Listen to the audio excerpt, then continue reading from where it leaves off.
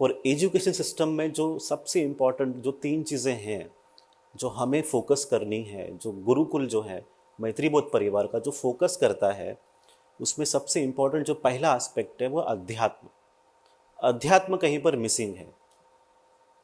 Spiritual जो knowledge है ना वो कहीं पर मिसिंग है, रिलीजियस है, धार्मिक भी हो सकता है, हम आध्यात्मिक कहते हैं। आध्यात्मिक मतलब it's about you, about your self. आप कौन हो पहले वो देखो आप।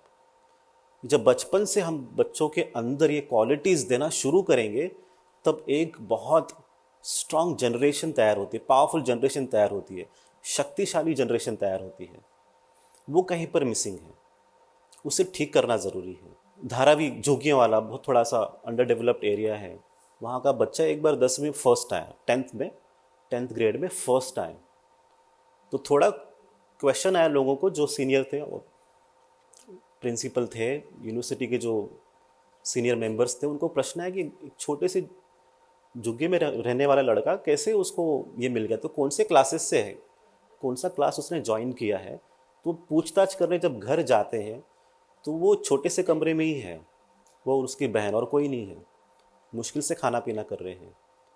तो प्रश्न ये आता है कि बेटा तुम पढ़ते कैसे हो, मतलब मैं खुद ही पढ़ता हूँ। कौन सा क्लासेस, वो कोई नहीं है, अकेला ही पढ़ रहा हूँ। तो बोला कैसे किया, कैसे तुम यहाँ तक कैसे पहुँचे, इतने मार्क्स तुमने कैसे स्कोर किए।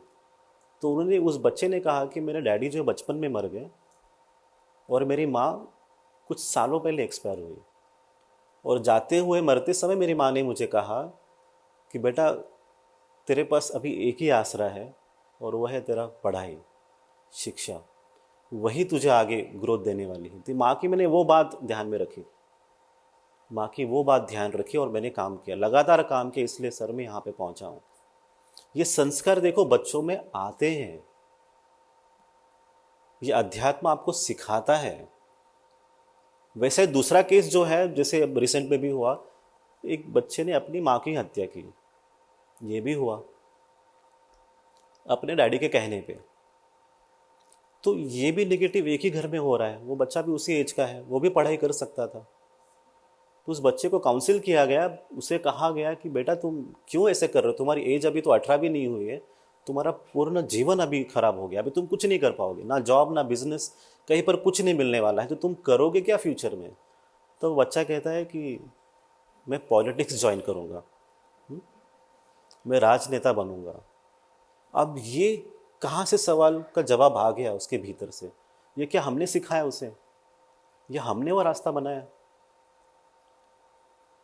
जिसका जवाब ये सही है नहीं और नहीं है, आप अपना डिसाइड कीजिए। बिकॉज ये जो जगह है ये सेवा के लिए है, राजनीति लोगों की सेवा के लिए की जाती है, समाज सेवा के लिए की जाती है, और अच्छे लोग हैं इसमें।